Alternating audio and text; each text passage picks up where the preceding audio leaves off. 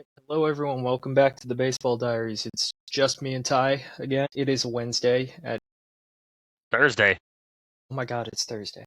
The days are all blending together. So, with that being said, it's Thursday at noon.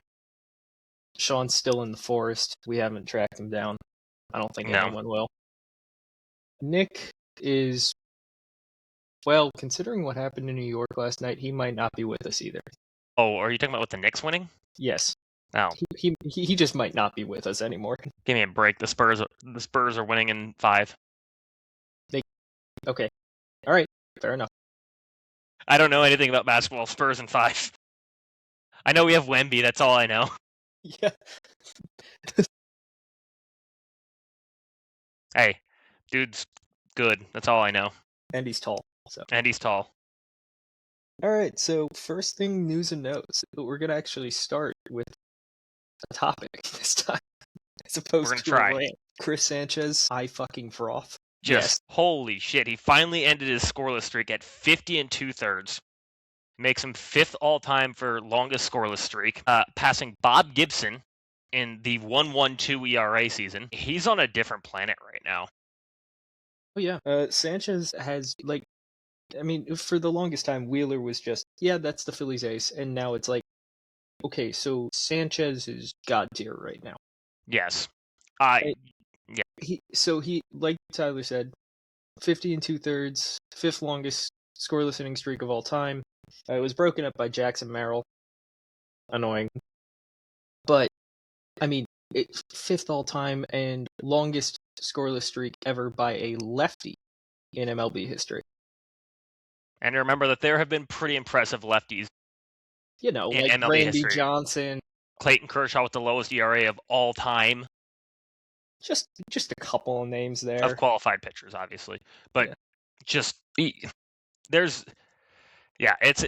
streak has been insane. He's got a 1.46 ERA and 13 starts. I mean, if he finishes that let's say he finishes with a 1.46, what is that all-time lowest ERA? That's got to be top 3 probably. Lowest ERA for a starting pitcher over a full season? I imagine. I'm looking it up right now. Single season ERA. Okay, we're not doing this. Because on here they got players from 1880, 1945 wasn't, Can you qualify it with a live ball era? Yeah, I mean, I'm on. So obviously the 1.12 season, I'm starting it there because that's what everyone considers as the single season ERA leader. 1.12 Bob Gibson. Then there was, what is the next closest in live ball? He might be I should say modern era. He might be number 2. I'm looking. Fuck, still going. Yeah, right now he'd be number 2. That's insane. I mean, we're not saying that's going to happen, but if it did, number 2 all-time modern era. When does the modern era start? Modern era baseball. 1905? No, that's 1901. I guess is okay. I can't do modern era then. Live ball era. Live ball era. I thought it was 1920. Which, if it's 1920, you got some. Well, okay. I should also, I guess, have it be qualified. I don't know what qualified technically would be for that. It'd have to be like for a starter. I don't even know what the innings count would be. Yeah, I don't either. Regardless, We'll just say it'd be number 2 for right now because I mean, regardless, that's just insane. I mean, and you put out that 3-tweet rant that, unfortunately, I was the only one that retweeted it because that should have gotten more attention. But I guarantee you, when Jay Hay puts it out, it'll get like 1 billion retweets. So he's stealing your thunder, reheating your nachos. Hey, I will not tolerate that. Jay Hay gets the. Okay, so yes, right now I just found it. Modern era, 1920 or live ball era, 1920 on. It's Bob Gibson's 1.12 in 1968. Dwight Gooden in 1985 at 1.53. So if he somehow ends the season with a 1.46, which again, 1.46 halfway through the season is it's not human. We're not even halfway yet. We're 60 games in. Yeah. Okay. Yeah. We're not halfway yet, but it's crazy because last season Chris Sanchez was second in Cy Young voting, and now I guess he just dialed it the fuck up. Like, he had a 2.50 ERA in 32 starts, which is fantastic. 202 innings pitched with 212 strikeouts. He had a 2.55 FIP, ERA plus of 176. He and his his strikeout to walk was 4.82. This season, it's 6.06. His FIP is 179, which is stupid. His ERA plus is 2.95. His innings pitched leads Major League Baseball at 86 and a third. And he's got a 1.46 ERA, which also leads Major League Baseball among qualified pitchers. He's at a 4.7. I mean, I did the math before this last start, and he was on pace for 11.4 wins above replacement, I want to say it was. Your tweet said 11.5. 11.5. Regardless, that I wasn't even just, being correcting. Yeah. Like, I wasn't trying to be an asshole. No, I know you weren't. I'm just saying, like, Jesus. If he were to, currently, he actually upped it, even with giving up a run. Currently, if he were to finish the season just with 32 starts, which is what he made last season, it'd be 11.6 wins above replacement. Bumped it up. Which is, I believe, the second highest wins above replacement by season by a starter ever. I think the highest was Dwight Gooden in that 1.56 ERA season. Yeah. Which was, I think, 12, which is stupid. But, like, that's just, he's been unbelievable. Like, yeah, and the thing is, he's doing this in front of, well, statistically, the worst defense in baseball, and it's like, it doesn't even matter. He's like, all right, shit, you guys are not giving me defensive backup, whatever. We're just not going to give up a run. And he's not even striking out the world. Don't get me wrong, his strikeout numbers are fantastic. He's got 10.7 strikeouts per nine. That's great. But it's not like the 13, 14 that you see sometimes where you're like, oh shit, like The Miz right now. Yeah, where you're like, cool, his strikeout percentage is just stupid. But he just gets such weak contact that even if his defense sucks. Like, it'll be fine. I mean, and that's the thing. His changeup is so good that he could tell you it's coming, and you're still going to roll over it. And I mean, I could argue that his changeup specifically is the best pitch in baseball. Like, like by Savant or anything like that, I don't think he's going to show that. However, eye test, eye test, people can't hit it. It's like there's a fucking hole in their bat. Like, his changeup has been just insane. It reminds me of prime. What's his name? Devin Williams. Prime Devin Williams changeup. Yeah, exactly. It's just. It looks like they say when they throw the changeup, they say pull the string, and that's what it looks like. It looks like it's coming in, and then all of a sudden you just pull the string, and then just. Plus, with his arm slot and the way he throws his sinker, because I mean, obviously, there are different types of pitchers. There's fastball slider. There's changeup sinker guys. That's the typical mix. I mean, a lot of guys throw a 5-pitch mix. Chris Sanchez throws 3, and the slider is like, man, I'd have to pull up his Savant because I don't know how often he uses a slider. He typically uses it to lefties because, I mean, that just makes sense. But like his pitch style, I mean, if you want to pull up his Savant and share the screen, you can look at where he's putting pitches, and it's stupid. Like, you can see when he tries to back a lefty off the plate, it's very obvious. When he's throwing fastballs up and into righties, and then that immediately takes them off. He makes the plate so wide.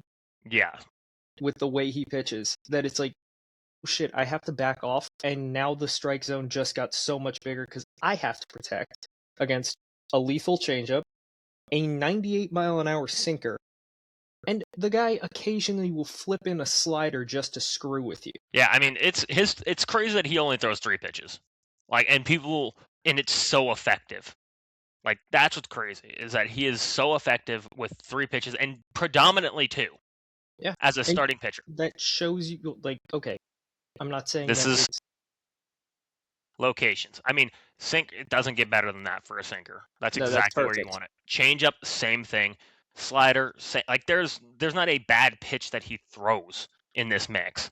Like, there's not, like, the slider percentage is actually a lot higher than I expected. Yeah, it's not as low as you'd expect. It's definitely a pitch that he uses. I thought it was going to be in the 7%.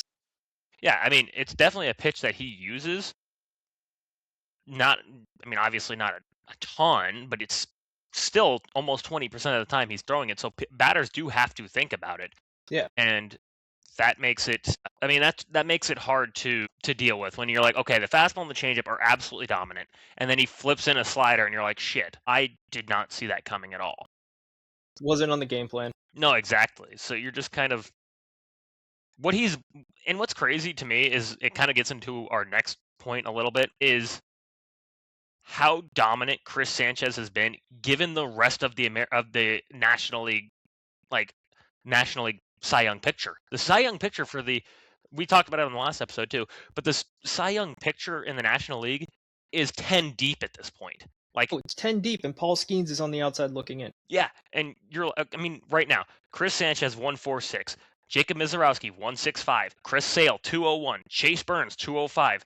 Shit, Erod 224, Bryce Elder 263, Braxton Ashcraft 277, Yamamoto 286, Robleski 287, McGreevy 298, not Dylan, sorry, Paul Skeens 309, Michael King 318.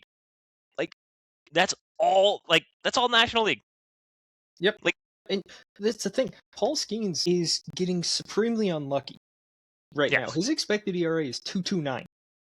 Like, I mean, it's not quite the extreme that Luzardo's is, but Yes. like it's That's pretty pretty extreme. substantial. And the thing is, like, when they did NL Pitcher of the Month, they announced it yesterday, and Chris Sanchez won it. People were like, "Oh, the Miz was robbed." It's like, no. Okay, He hold didn't on. give up a fucking run. He didn't give up a run. And I'm not going to take away anything from the Miz. He was No, fantastic in May. Like, he was Completely. awesome. But Completely. at the same But time, you don't give up a Sanchez, run and, like, he had more innings pitched in one less game. More innings pitched. Yeah. I'm like, once again, not taking anything away from the Miz. I think he's sensational, and they were talking about it on the broadcast yesterday during Sanchez's start. They would love to see the Miz versus Sanchez, and I was like, they said, "Oh yeah, that would be really fun to watch." It's like, yes, absolutely. If you love pitching, if you love offense, maybe don't tune in. yeah, I mean, it's crazy that, okay, right now, Jacob Mizorowski has 3 wins above replacement. That is fucking amazing. Fantastic. And his strikeout numbers are incredible. Yes, and I understand wins above replacement is not the end all be all. But Christopher Sanchez has 1.7 more B-WAR. That's a lot. That's a large portion. That's almost 2 more wins. Considering that we're not even halfway through the season. If that was the end of the season, that'd be a large portion. We're not even halfway through, and that's how much better Chris Sanchez is. And again, I understand that it's not the same. I understand that WAR is not the end all be all. But Chris Sanchez has, let's see, 1 more start and 15 more innings pitched. So even if the Miz goes out and throws a complete game shutout next game, he still needs another start to Chris Sanchez's innings. Which, I mean, and again, we're not taking anything away from the Miz. No. We like the Miz. We think the Miz is great. And right now, if anybody was to win the Cy Young over Chris Sanchez, I'm going with the Miz. Like, yeah. And I think the Miz looks awesome. Is awesome. 104-mile-an-hour fastball. Like, I mean, yeah, it rocks. But I don't think he was robbed. Do I think that in another month? Absolutely. He's going to win an NL Pitcher of the Month. Yeah. Like, and the point was, like, going from, like, how great Chris Sanchez has been compared to everybody else. The nuts part about it is so tight that one 4 earned run, one non-quality start kicks you to the outside looking in right now. If Chris Sanchez has 6 innings pitched, 4 earned, 6 hits, 3 walks, 8 Ks, he's now on the outside looking in. Like, that's how tight the Miz takes it. And not only that, if the Miz, it's not even that it's like, oh sure, now the Miz for sure takes it. It's like, okay, the Miz goes 6 1/3, 3 earned runs and 8 strikeouts, 4 walks. Chris Sale goes out and goes 7 scoreless. Chris Sale's now the leader Chris Sale's now the leader for Cy Young. Chase Burns goes out. Chase Burns goes out and does the same thing. Chase Burns is now the leader. Like, of those 4, they're each one not even bad start. Like, just an average a start. average start. Yeah, an average. They are all one average start from being on the outside looking in. Like, Yeah. and they all go one bad start. Now they are jumping to what, the 8th, 9th slot in the Cy Young. It is so deep in the National League for Cy Young. Like, the Cy Young race is just so deep right now. Oh, it's insane. And I mean, it's incredibly entertaining to watch. And like honestly, if you want to watch good pitching, you want to watch Chris Sanchez. Like, Yeah, Chris Sanchez is a blast from the past. A little. He reminds me of Prime Sandy, like, except for obviously left-handed. But like, yeah, he, like, Prime Sandy, when Sandy won the Cy Young in 21. 20, Was it before that? 20. No, it was. Wait, shit. Was it before that? No, I think it was 21. No, I think you're right. I think it was 21. It might have been 22 actually. I'm looking it up because you're right. It was 22. Okay. Yeah, because 21 was so much worse. 22 is when I picked him to win the Cy Young, because the year before that I was like, are we watching a different game? Because this guy just went 33 starts, 205 innings pitched, and a 3.19. I was like, and he didn't get a singular vote for the Cy Young, not one. That's a I little was like, ridiculous. I'm like, he wasn't top 10, nothing, not a singular. He didn't finish, and I was like, this guy, a 3.19 should get you some votes. You think? And I mean, the thing is, Sanchez in the month of May, it was like he didn't have a game where he went less than 7. It was 7 scoreless, 8 scoreless, 8 scoreless. And that's complete game shutout. And that's why I made the comparison to, because that's what Sandy was. He was I'm going to start a game, and my intention is to finish this game. Which again is what you're saying. That's old school. Yep, I love it. And I mean, Chris Sanchez has been a joy to watch. The Phillies offense not so much, but they did a fine enough job. And the one thing that I will say that I loved about, I mean, the Phillies still have one more game against the Padres today. So far, when the Phillies have played the Padres, Mason Miller has warmed up twice and never come in the game.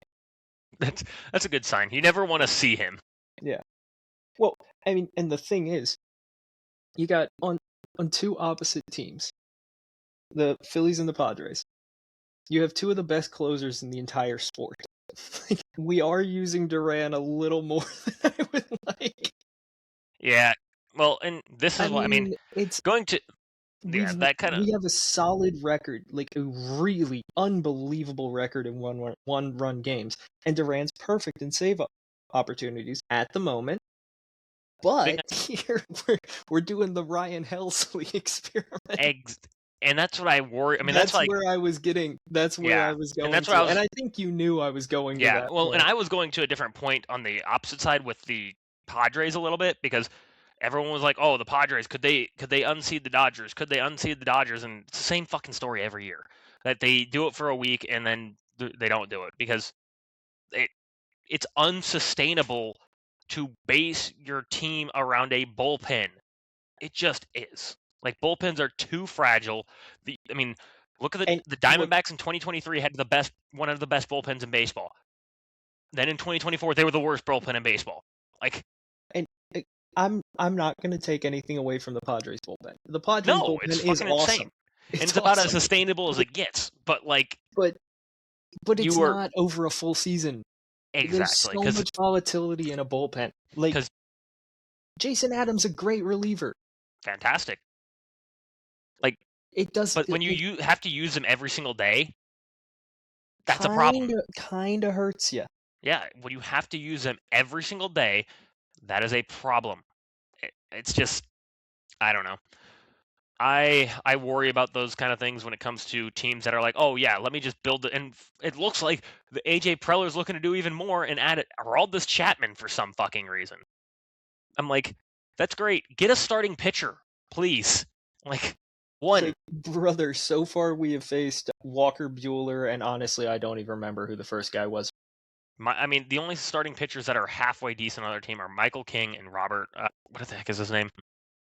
Not Robert Suarez. That's Randy Vasquez. Yes, Randy Vasquez. That's what I meant. We faced Randy Vasquez game 1. Yeah, and he's been solid. He's been solid. But he should not be your 2. He should be your 4. He would be a great 4. Yeah, he's a great 4, or even a decent 3. But like Michael King has too much injury history. Which, And if I you want to love be your 2, Michael that's King when I he's love him on. too. So do I. When he's on the field, he's one of the best pitchers in baseball. But that's the thing, you got to The keep him key on the word field. is be on the field. Yeah, and he has had a lot of issues with that. Last year they were banking on Nick Pivetta. We all knew that shit had sailed. We said that before the season too. We were like, Nick Pavetta's your opening day starter. That's trouble. Yeah, and look where they're in second place, which is fine. But the Diamondbacks are right on their fucking ass. They're half game back. Diamondback, which is a They've great been playing good transition ball point. play. Yeah. Yeah. They've been playing good ball lately. They got a +3 run differential, which is better than the Padres, which isn't saying much. But Well, and I think when you're talking about the Padres with the whole run differential thing, it's like we said just a couple minutes ago about the Phillies using Duran as much as we have. The Padres have used Mason Miller a lot. a lot is almost an understatement. It is, and that's the thing. Like, well, yeah, you got a great closer. He's awesome. I love watching Mason Miller come out of the bullpen to corn, especially when he's not pitching against my team. And I guess However, I'm also kind of fighting a double-edged fight with that one, because I'm backing the Diamondbacks a little bit, but I think with the Diamondbacks, yes, their starting pitching is a little, almost seems fluky, because Erod is having a new career season, Mike Soroka is having a career season, and then it's kind of a toss-up, and then their bullpen has been really good. And again, I've said that their bullpen has been, how do I say, shaky at best, or not shaky at best. Shaky at best when it comes to the history and the longevity of it. Like last year, their bullpen sucked. This year, their bullpen's good again. The year before that, their bullpen was good. So it's kind of hit or miss. But I think with the Diamondbacks, the sustainability for them, to me, comes from their offense. I feel a little bit more confident in Corbin Carroll. Geraldo Panobo has been terrible this year. But Ketel Marte, Nolan Arenado, like I feel more confident in that sustainability. I agree. I think their offense is significantly more sustainable because, like, as much as I liked the Padres lineup, They're underperforming severely. Tatis is, can I just say it? Tatis looks bad.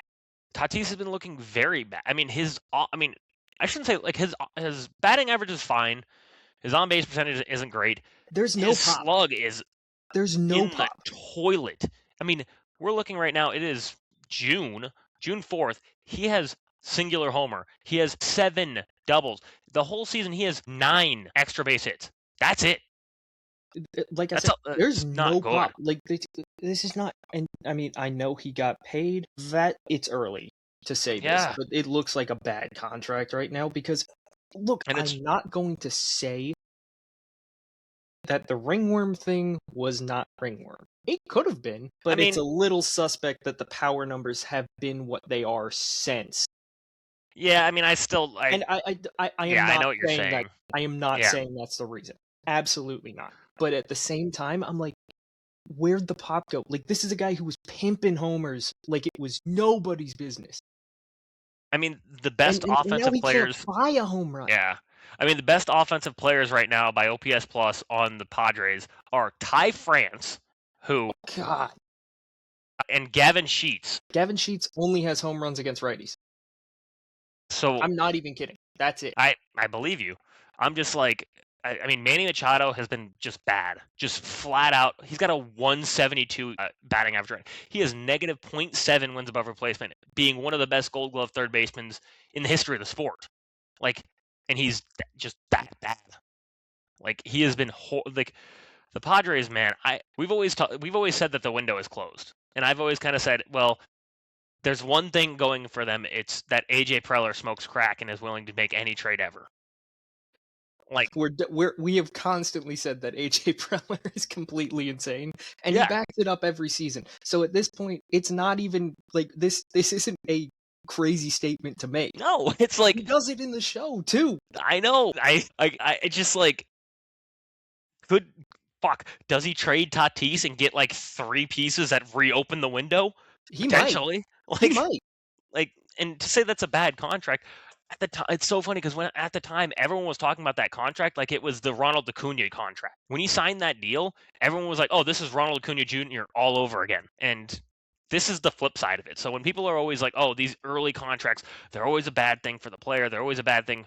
It's like, I know no, this. I know this wasn't a news and note point, but Ronnie's on fire right now. Ronald yeah. Acuna I Jr. mean, He's on fire right now. So is he had pork like, found in kitchen. yeah. Well, considering how slow he had started the season, it was like, oh, Yeah, everything but else for the Braves is working, but not Ronnie. And now Ronnie's working, and it's like, the only thing that's not working for the Braves is literally Austin Riley. Like, yeah. yeah, it's just, yeah. I mean, but that's what I'm like. People offer those like the Kevin McGonigal contracts, the Connor Griffin contracts. People act like every time they're like, "Oh, this is horrible for the player. It's horrible for the player." What? It's not always horrible for the player. In a Ronald Acuna Jr. situation, yeah, it did. I mean, that does dampen his career earnings likely. But now look at Fernando Tatis Jr. and you're like, well, does he wouldn't have got a mega deal at this point? At this point, he would not have gotten a mega deal. Like, No, so it's always hard to say when people are always like, oh, those contracts they're so bad for the player. I'm like, are they? Look at fucking Christian Campbell. He's still in the minor leagues. he might never come back. Yeah. And he got a freaking not a mega deal, but like a big enough deal that's He going to got change his life for the generational rest of his wealth. life. Yeah, exactly. Like He got in the what is that? 80 million. 9 figures. Yeah. Like, yeah. So no, not as 8 figures. Eight. That's a lot of fucking money. Like, if someone were to be like, here, take this money. Sure, one day you may make 9 figures. I'm telling you right now, with my family, I'm taking that. I'm Bro, taking it. I'm taking it. if someone Like, offered me $80 million right now, I'd be like, yeah, yeah, absolutely. exactly. Even if it was like, look, you're the best at what you do currently. I'm probably taking that money I'm taking the money. I'm because gonna retire. I don't care yeah, that I'm the best at what I do. yeah, because I'm not even saying I'm going to retire, but I'm like, even if I love what like if I was a baseball player, it's hard for me to say, hey, this is generational wealth. Turn it down because you're going to get even more generational wealth in the future. I'm like, And look, I love but what? betting on yourself. Yeah, I do Absolutely too. love betting on Completely yourself. get it. But But it's hard to turn down because look at as a 19-year-old, as a especially as a 19-year-old. 20-year-old, 21-year-old, 22-year-old, because you're like, okay, I look fantastic. What happens if I get injured and I'm not the same? Like, what happens? Look at Mike Soroka. Mike Soroka was one of the best pitchers in baseball for And a season or two. somehow Spencer he's back. Strider, He's back yeah, now. he is back now. But like, he didn't get his mega deal. If he would have stayed healthy his entire career, he may have. He was on pace to get that fucking mega deal. Oh, he was. Spencer Strider, another one. It happens in the game of baseball way more than people think. So yeah, bet on your. I'm not going to ever knock somebody for betting on themselves. I think that's a great thing to do. But I'm also never going to knock somebody for taking generational wealth when it's offered to them. No, absolutely not. Like, and especially for like we've said it a million times at this point. Ronnie is absolutely underpaid. Yeah, yeah, for Absolutely sure. underpaid. But he's still richer than either of us are ever going to Yeah, be in our lives. yeah. I mean, yeah, is Ronald Acuna Jr. underpaid? Yes. But his kids will never have to worry about anything ever again. I don't even know if Ronald Acuna Jr. has kids. Regardless, I don't think so. But regardless, honestly, I couldn't tell you. if when he does have kids or if he doesn't, it doesn't matter. He gets paid. He got $100 million on his deal, so he gets paid $17 million a year. Yeah, I'm okay. And he's a free agent at the end of as long as the club options they take their options. He'll be a free agent going into his age 31 season. He's already got $100 million in career earnings at that point. He could get another. So I'm going to say this right now. Ronnie gets to that point at 31.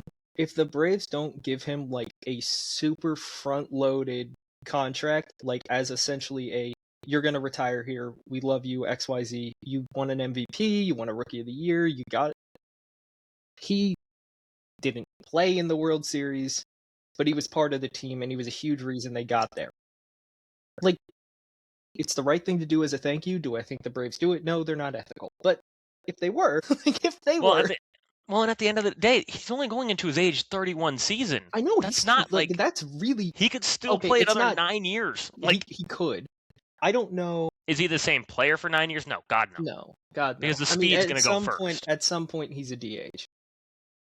He's probably a If he's ever a DH, but he's going into positions that defensively he is not being as much of a fact. Like, yeah. I mean, but the thing is, he's never been really renowned for his defense.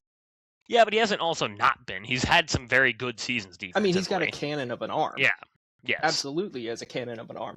However, his yeah, I mean his defensive numbers have never been great. His ball tracking skills aren't suspect. Yeah. Would I say move him to left? Yeah, exactly. Could he go to left and play until he's age 35, 36? Yeah, I could see him in left. Like, honestly, if I were the Braves right now, I'd play him in left. Like, I mean, yeah, probably. Because Yastrzemski is excellent defensively. Yes. Yes. Like, stick Yastrzemski in right. Yastrzemski's literally a table setter in that lineup. Like, because he's older. Yaz has always been a very, very good player. Not like a great player, but like a very good one. He's always been above average. And, like if I'm the Braves, I'm like, okay, how can I best protect Ronnie? I'd move him to left. Yeah. Like, I'm saying this as a Braves hater. Like, but I also want to see Ronnie on the field. Yeah. He makes the game electric. Yeah. Dude, I will die on this hill. He is the most terrifying leadoff hitter in the sport. Oh, yeah. Potentially in history of leadoff hitters, quite honestly. Because even a Ricky Henderson... You could stick Shohei or Ronnie and say, which one do you want to hit leadoff? I'm taking Ronnie. Ronnie scares me. I understand what you're saying. And that could be the fact that I'm in that division. Well, yes, and also, but just the fact that that's even a conversation is nuts. Like, that's how good of a player he is. Ronnie went 40-70, and people forgot about it because Shohei went 50-50. It's like, okay, hold on. Can we think about the second number there? 70. Yeah. 70 stolen bases in 2020. Was it 4? 3.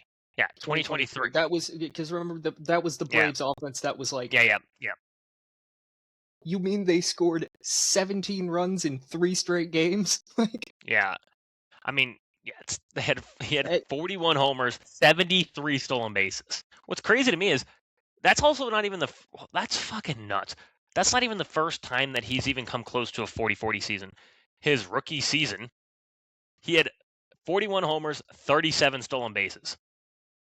They could have let him. I'm sorry. That wasn't his rookie season. That was his second season. Second season at age 21, he went 41 and 37. That's fucking nuts. Like, Ronnie is crazy. Like, the thing is, if you're a pitcher and your first pitch to Ronnie is middle for some fucking reason, it's like, brother, it's gone. That ball is going 500 feet, and almost all like. Ronnie's swing is so smooth. It is. His swing is amazing. And when he connects, the sound the ball makes coming off the bat, it's like, that's going 600 feet. Like, it just sounds like it every time. Yeah, he's unreal. Yeah. It's nuts to me how good Ronnie is, and we forget. Frothing over Ronald Acuna Jr. Right now, he's having a quote unquote down season. He started slow. If he were to continue the pace that he's currently on, he would have 27 homers, 43 stolen bases by the end of the year if he played 159 games, which was the amount he played in his MVP winning season. That's a down year for him. 40 plus stolen bases, 26 homers. Like, that's a bad year for him. Like, it's nuts. Anyways, we've spent too much off track like usual. We kind of this was. I already said Diamondbacks play good baseball, so we're past that. And how they're going to pass the Padres. Yes, they're going to pass the Padres. Josh Hader's back. The Astros still suck. Yes. So does it really matter? No. No. Their offense is good. Their pitching is atrocious. We've already covered that at length. I mean, their bullpen's okay, but like when you have Imai as your quote unquote ace and he's got a 9 ERA, that was not a good pick from you. Dude, how was I supposed to know he was going to be turbo dog shit? It's crazy how bad he is. There was no metric that said he is going to be absolute turbo dog shit. Who is their best starting pitcher right now? Spencer Arrighetti. I know. I did not expect you to get it that quickly, because I'm just like, he's literally he was hurt to start the season. He started 9 Didn't games. he just win AL Pitcher of the Month? He, I believe, did, and he was actually fantastic. He's got a 194. He got lit up yesterday by the Pirates. Did he really? Yeah, I think he got lit up by the Pirates. He's got a 194 on the season, so he didn't get lit up. He didn't have a great start though. 4 innings pitched, 4 earned. That's not great. No, that's not great. That gets you right out the Cy Young race in the NL. For sure, that'll kick you to the curb in the NL. They throw you out on the street in front of a bus if you did that in the NL. Oh, you gave up how many? Yeah, get the fuck out. You're in last. You're not getting even a vote for Cy Young. It's like every other start, I didn't give up a run. They're like, too bad. Wasn't good enough. You gave up 4 in 1. That's it, brother. Yeah, you're done. You're done. But staying in the same division, the Mariners are back. The Mariners are back. J-Rod's actually playing good ball. Well, it's so weird because he's playing good ball, but he's also not. J-Rod is one of the most fascinating baseball players I've ever seen. Because you look up at the end of the first to begin the season, you're like, he sucks again, and then you look up at the end of the season, you're like, oh, 6.6 ones above replacement. What? How? When did this happen? Because even right now, he's hitting a lot of homers. He's got 13 homers. Do you know what his OPS is? I'm gonna say it's probably sub 800. It is 772, which is not bad. Dude, do you want to know what number I had in my head? 767. Yeah. See, it's it's not bad. Don't get me wrong. 772 from your center fielder is not bad at all. But he's your franchise has such high cornerstone. Yeah, he has such high expectations that everyone assumed that he was going to win MVP, going to win an MVP in his career. Brother, I called that 2 seasons ago. Yeah. Guess where that got me? Nowhere. Literally everyone has assumed he's going to win an MVP in his career. He finished 4th in 2023, 7th in 2022, 6th last year. And it's just kind of he's never had that full season where we're like, holy shit, here is J-Rod. He just hasn't. And I don't know if it's coming or not, because he is he's in his age 25 season. Don't get me wrong, he's not in his prime. But I don't know. There could be a case that we have seen J-Rod's best season. I don't think that's the case. I don't think it's the case, but the thing is, I think that what his expectations was someone we were just talking about, Ronnie. Yeah. Yes, correct. And except for with better defense. Yeah, with better defense. And good lord, J-Rod can snag him with anyone. Last season, 1.5 defensive wins above replacement. It's fucking stupid. He's not the offensive profile that Ronnie is. Yeah, and he never. If you combine the two, you have the best player of all time. I mean, and it's crazy to say because last year he went 30-30. He's it's just, I don't know. He's just always been. I mean, literally, his career OPS is OPS plus is 128, and I'm like, that's a very above average, solid player, but he's not an MVP candidate, or at least not a finalist. He's not a top 3 finalist. He's a Kyle Tucker, quite honestly, which is not bad. Kyle Tucker's great. Every team in the base never gonna. Apparently, neither is Austin Riley, but that was just a miss on our part. Especially my part. No, that one really sucks. Yeah, one really sucks. Yeah, if you are a Mariners fan, you got something to be excited about now, because they're doing this all without Cal Raleigh, which I've already said before. He was hurt to begin the season. He did not look even a fraction of himself for this entire season. Since Nick's not here, I'm gonna say it. It was not a fluke. He's just hurt. He's 100% hurt. he was 1,000% hurt, because you look at the numbers against the fastball were atrocious. The only reason that Cal Raleigh was that late on anything Oblique. is oblique injuries. Exactly. Oblique injuries, they are devastating. Ask Austin Ask Riley. Austin Riley. Yeah. But also to Okay. be excited about. Also, maybe Austin Riley and the Braves medical staff. Hopefully, the Mariners True. medical staff is better. True. And then also to be excited about your ace this season for the Blue Jays. I swear to God, I think the Blue Jays are just like, all right, put all the names on a wheel, spin the wheel. That's gonna be our ace this season. Like, because this season their ace is Bryce Miller or Emerson Hancock, one of the two. Mariners. You said Blue Mariners. Jays. Yeah, sorry, Mariners. Well, That's what I Bryce meant. Miller just came back, and Bryce Miller had always looked good. I know, but like a 1.71. Yes, not this good. Like, I was expecting, if he gave me like a 3, I'd be like, fuck yeah. Like, Bryce Miller, I like when I look at that Mariners staff, it's like Logan Gilbert, George Kirby, Luis Castillo, Brian Wu. It's like, oh yeah, that's like 4 aces right there. I mean, kinda. Like, it depends. Yeah, and their best one this season's Emerson Hancock. Emerson Hancock is like their 6. Yeah. And last year, I think he played most of the season in minor league baseball. He did, because there's no room in that rotation. Apparently this year, he fucking forced his way in. He kicked the door down and was like, motherfucker, I'm the ace. Good for him. Yeah. I mean, that's just like to say, if you're a Mariners fan, yes, it started off rough. Welcome back to first place, and I don't think you're losing it. Okay, also, what's the best thing that you can sustain over starting pitching? It's always starting pitching. And you can't just kind of...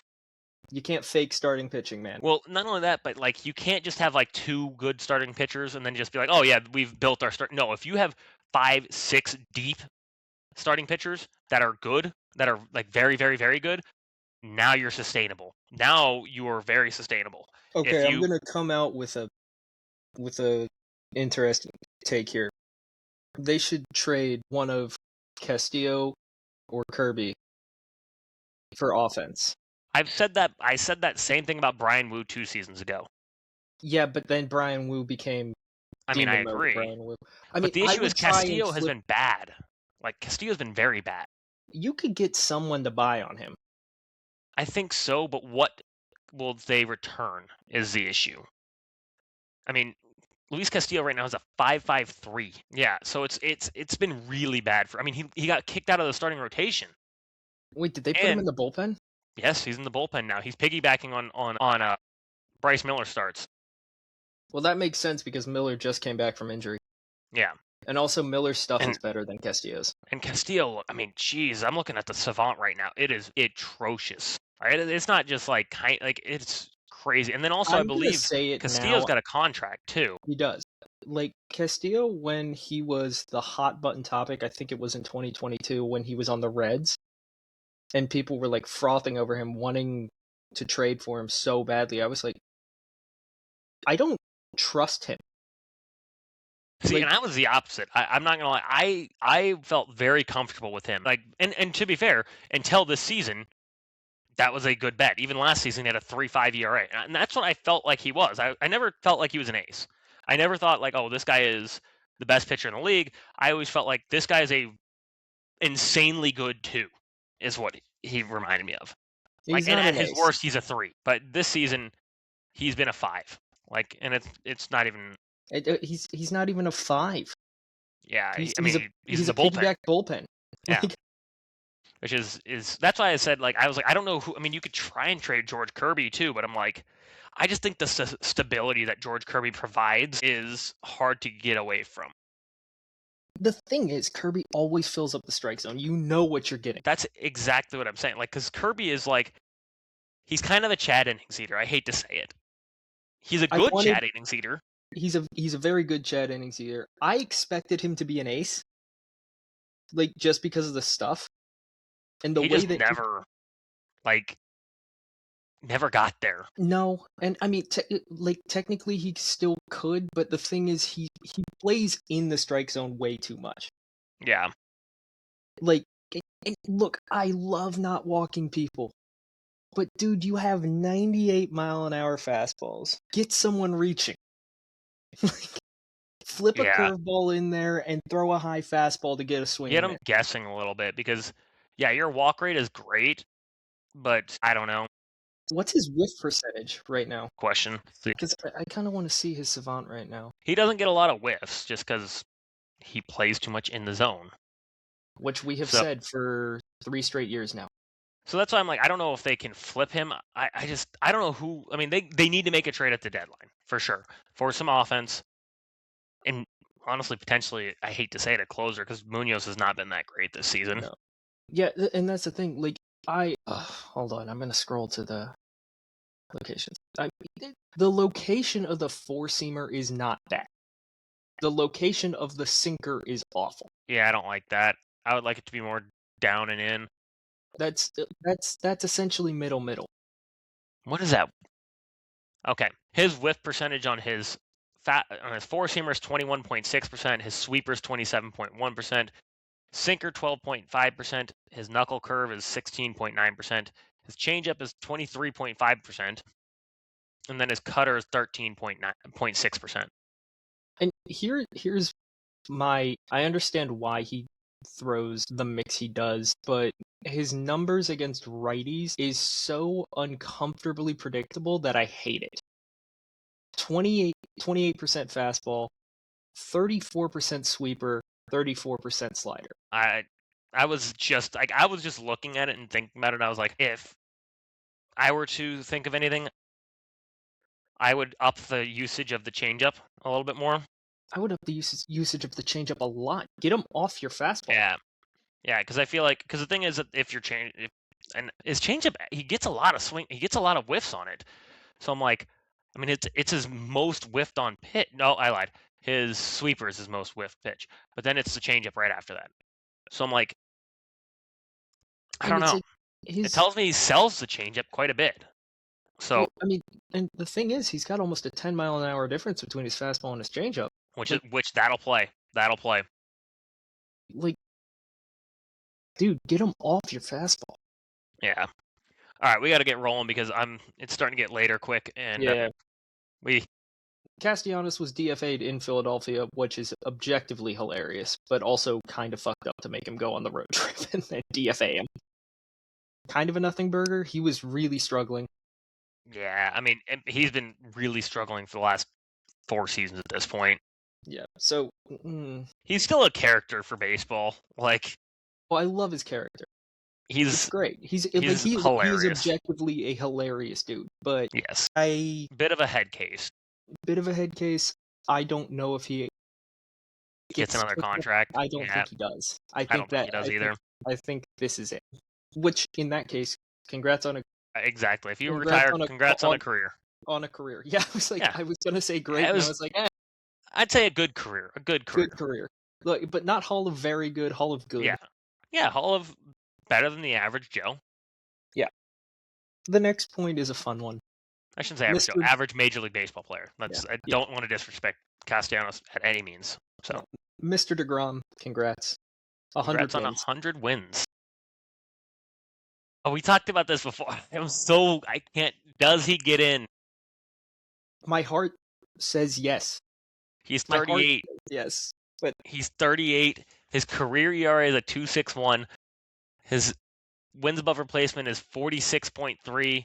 But he has the greatest strikeout to walk percentage of all time. He's got 2 Cy Youngs, a Rookie of the Year, a World Series ring. Just like, I don't know if I can put him in though. I don't know. I think he's so borderline. I think he eventually gets in, but I think he might be a case where in 30 years, 40 years, where people are going, how did this fucker get in? And I hate to say it, because he's a 2-time Cy Young, and if you were like us and we watched him in his prime, he was unfair. It was the most unhittable pitcher I've ever seen in my life. Other than current Mason Miller. Yeah, current Mason Miller is the only one where I'm like, yeah, this guy was. Yeah, I don't know. But congrats on 100 wins. Yeah, that's all I can say. After that, next on the news and notes, the Royals fucking suck. Yeah, the Royals fucking suck. Like, holy shit, did it Like, how did they go from? I think Sean had him winning the division. I want to say No, he had him second. he had him. Okay, regardless, I think a lot of us had him first, second, or third. But man, other than Bobby Witt Jr., holy shit! Team is awful. Like Bobby Awful. Witt Jr., you're amazing. You're probably gonna win the AL or MVP as long as if Judge doesn't come back. Fucking amazing. But other than that, it's like, I mean, their ace right now is Michael Wacha, That's bad. which as a Cardinals fan, I can attest that's not good. You don't want Michael Wacha as your ace right now. Of their team, the only players with an above 100 OPS plus is obviously Bobby Witt, Michael Massey, Maikel Garcia has a 101, and Jack Caglione has a 101 as well. Caglione might become something, but he's struggled to adapt from AAA to major leagues. well, even just straight up college. Yeah, true. Like, I mean, he was a purebred demon in college, but then you also have to consider that's metal bat. Yep. And I tell people all the time, And he the was difference also between a college and two-way. pros. He was Yeah. also a two-way player. Well, me and my dad have had that argument at length at this point because he is convinced that who was it that he? Oh, Dave Winfield. He is convinced that Dave Winfield could have been Shohei Ohtani. And I'm like, yes, he did get drafted as a two-way player. Do you know what he didn't do in the major leagues? Play Two-way. as a two-way player. Which Could again, he? Jack And he's like, Caglione not doing it. yeah. And people will say like, oh, well, they didn't allow him to do that, which is true. I don't. That's true. But the thing is, I cannot definitively say until you pitch in Major League Baseball and hit in Major League Baseball that you can do both at the Major League level because it is so different. Even if There's you were a the best reason. pitcher in college. There's a reason Ohtani is is as insane as he is. Yes, completely. Because, and yes, I agree that most players that they make them choose at some point. I get that. However, you pitch and you could be the best pitcher in college and then come to look at Jack Leiter. Jack Leiter was the best pitcher in college at Vanderbilt. He has not been even close to the best pitcher in Major League Baseball. He has struggled to stay in Major League Baseball. He's figured it out to a Sure, degree so far this sure, year. but it's also Which I'm taken him happy 5 for. seasons. Yeah, I am too. And that's a guy who's just learning to pitch. Like that's all he's doing. Yes, and I'm not saying you're wrong because I completely agree with you. I think the adjustment period is something that people don't actually think about because it's like there's something so different about facing major league hitters than it is with college or even AAA. Yeah, Like completely. Look at how many 4A guys there are. Joe Adell was considered a 4A guy. Jack Caglione is looking like a 4A guy right now.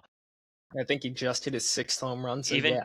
even Jack Leiter was kind of a 4A. Kumar Rocker, who was the best pitcher in Vanderbilt, is kind of a 4A Within the guy. rotation with Jack Leiter. That's like it is such a baseball is a game of levels. Like in the highest level you can perform at the AAA level. Shit, Joe Adell's numbers at the AAA level, he is Mike Trout at AAA. And then in major leagues, he is about until last season was almost not playable.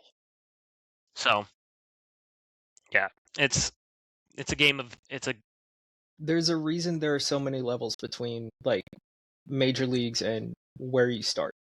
Yeah. All right. Did you guys see the negotiations with the CBA starting? Yeah, that's I'm actually I like it. I like that we're getting it starting now. I think they're far apart. They need they the are. time. They are far apart, which is everyone knew that they were going to be far apart, which I think is a good thing on their part. I think what happened a few years ago when there was almost a lockout, or there was a lockout, it was almost a missed season, was I think they realized that they started the negotiations way too late. Probably. They started after the season had ended. They realized that there was going to be a lot of contentious issues, and they started way too late. And I think now they're doing so. Obviously, what I do for work, I negotiate all the time, and on both sides, there is always an insane first offer and first completely. ask. They're always insane. Like it's always like that's negotiation 101. Yeah, it's always I want $1 billion, and then the other side saying I'll give you 4. Like so that's negotiating. So I think that they're called a midpoint. Yeah. So I think what they're doing is they're just starting the negotiation early, And I honestly think it's a good thing. People are like, oh, they're No, so I far agree. apart. And I'm like, yes, they are. We knew they were going to be far apart. Everyone knew they were going to be far apart. If you have a brain, you knew, because what's going to happen, because occasionally in negotiations, what happens is one guy goes, hey, the Dodgers broadcast deal. One guy goes, hey, we want this. And they go, okay. And you're like, oh, wait, what? You actually gave it to me? Sure. That's Exactly. great. I'll take my $1 million. I didn't think I was going to get that. But sometimes it happens. Like, Sometimes it does. so you got to throw it out there. So I think it's a good thing that they're starting the negotiations now. Yeah. No, it definitely is. And people The need to fact calm that down and say they're saying because they're so far apart, the season's not happening. Let's wait till we get to at least the fucking winter meetings before we start saying that. if we don't have, if they're not even close by the winter meetings, then we can hit the panic button. Yeah. Yes. Because I mean, the fact that they're starting now is more encouraging to me than if they were starting after the season. I'd be like, oh, we're fucked. Yeah. If those two numbers had been thrown out before or like in November after the season, after the World Series had just ended, I'd be like, oh man, we are in for a rough few months here. I knew, and at that point, I'd be like, there is no spring training getting played, like none. I'd be like, we're missing the first half of the season. The All-Star break is going to be. I don't know about that, but I'd definitely be like, we're missing some spring training, no question. But anyways, injury update. Injury update. Yes, we have some injuries. I mean, evidently, no IL for Aaron Judge. Sure. Yeah, I was kind of like, I mean, he just had imaging done, Yeah, so. he had imaging done this morning. And they're like, get out there, Aaron, we need you. Okay, man. Corbin Burns lat strain. I don't know how he did that. I didn't think he was. He came back. He did come back and Okay. was doing pretty well actually, and then hurt himself again, which sucks. Yeah, sucks for the D-backs. Yeah, because I mean, it's crazy because like they had. I mean, 2 seasons ago we were talking about the Diamondbacks as having the best starting rotation in baseball. Like once they added Corbin Burns, we were like, oh shit, they added Erod, they had Corbin Burns, they had Jordan Montgomery. Where is he now? Fuck, I have no idea. Like, genuinely, where is Jordan Montgomery? No idea. Someone put him on a milk carton, please. Is he still on the Diamondbacks farm? Like, I don't know. He might be. I don't know. But Jordan Montgomery, and then they also had Zach Gallen. So it was like, fuck, their starting rotation looks. Merrill Kelly, like, okay. It's 5 deep. Fuck yeah, pretty damn good. It looked like it was gonna be the best rotation, and then it just fell apart. The wheels fell off that so much. Everything collapsed, and you were just everything like, that could have went wrong went wrong. They are the argument against what I said, where I said starting pitching is the foundation. They were like, yeah, well, what happens when everybody just doesn't? Everyone gets hurt? What if it all explodes? What if all 7 deep starting pitchers get hurt? And you're like, I don't fucking know. I wasn't expecting that. Like, brother, I didn't plan for Murphy's Law. Yeah. I'm sorry. It's like, yeah. well, you're supposed to plan for the worst case scenario. It's like, yeah, I mean, everyone dying is not in the plan.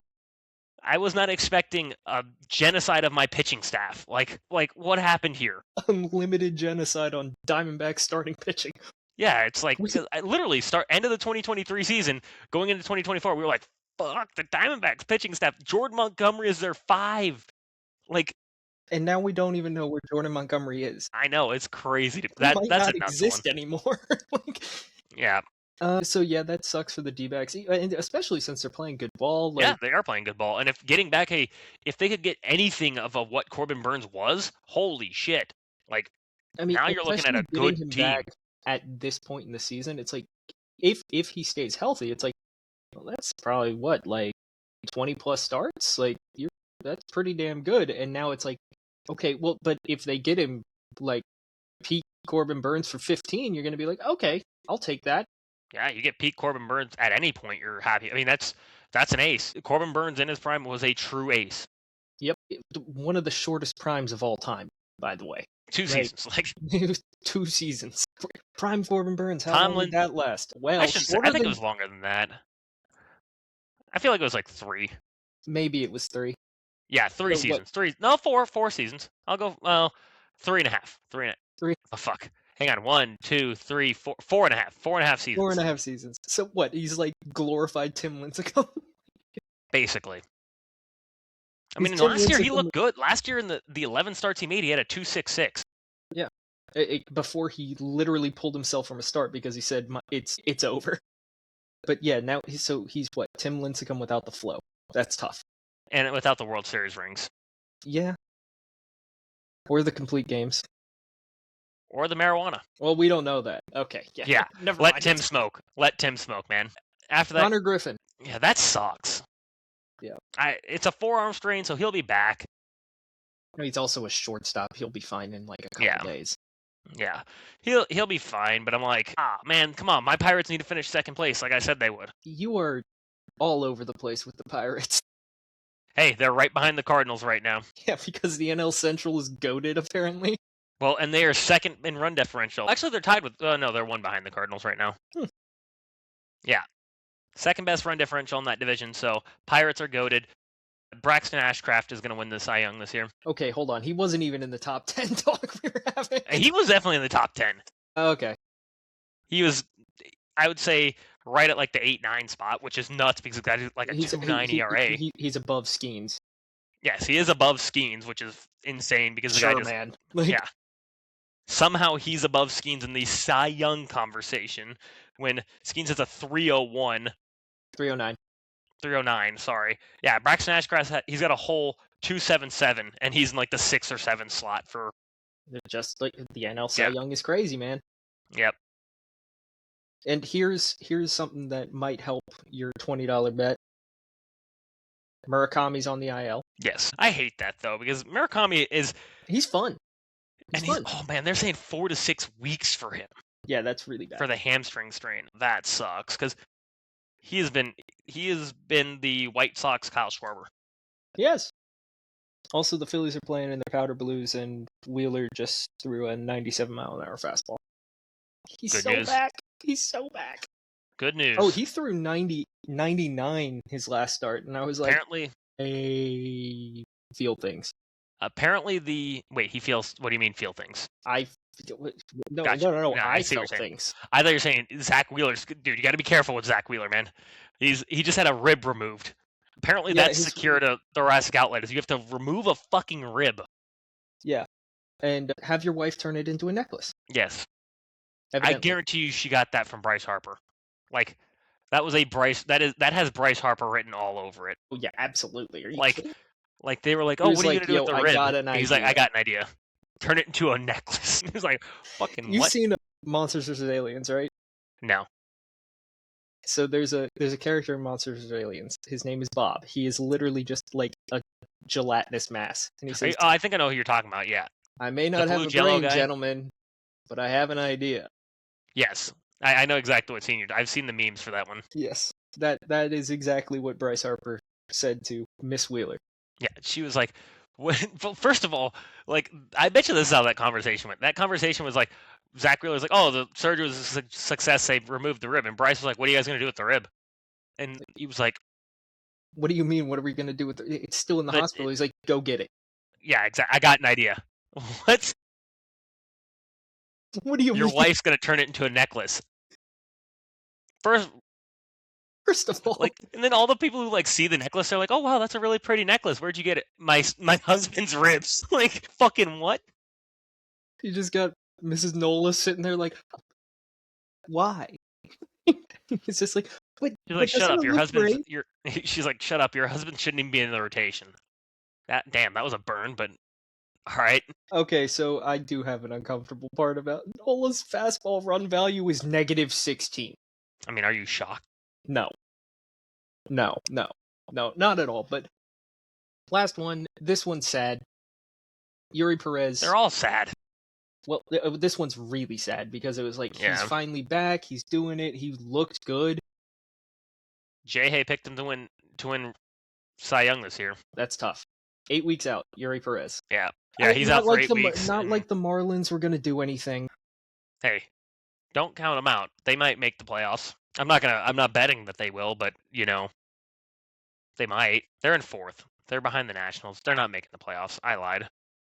Behind the Nats? Yeah, they're behind the Nationals. The Nationals are actually offensively fucking killing it right now. They have no pitching. Oh, yeah. But their offense is good. James Wood, CJ Abrams, Like, I mean, yes, Dylan Cruz is in their farm system, but like not performing right now. All right, Dylan Cruz, we'll go through a quick standings update if you want to go through that real quick. Yes. Let me pull that up real quick. While you're Not going yet, through the damn it. standings, I need to use the restroom quick. Got it. All right.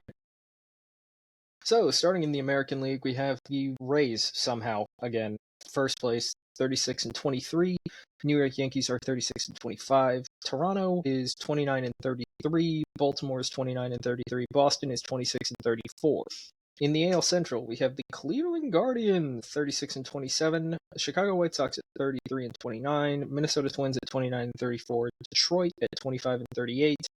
Kansas City at 24 and 38. Seattle in the AL West has finally picked it up, like we said, 33 and 30. The Athletics are 30 and 31. The Texas Rangers are 30 and 32. The Astros are 28 and 35, and the Angels are 24 and 39. Sorry, Sarah, your pick ain't lasting. All right, so I just got through the AL. Sarah's pick really crashed and burned. Yeah, it died. I mean, as we predicted. It looked good for like a week and a half. Yeah. They're the worst team in baseball, I believe, right now. Yes, Tied with the Rockies for the worst team in baseball. That's impressive. All right, now moving to the National League. No points for guessing who's first in the West. That is the LA Dodgers, 40 and 22. San Diego Padres are 32 and 28. They have their bullpen stirring in the first inning for some reason. The Diamondbacks are right on their heels at 32 and 29. The Giants blow it up, 24 and 38. They're almost the worst team in baseball, actually. They are. They're very close. And the Rockies are 24 and 39. The Giants being that close to the Rockies, like genuinely, that's Tony Vitello. It's over, buddy. Well, if you look at Willie Adames, he has turned into the worst defensive player in baseball, I believe.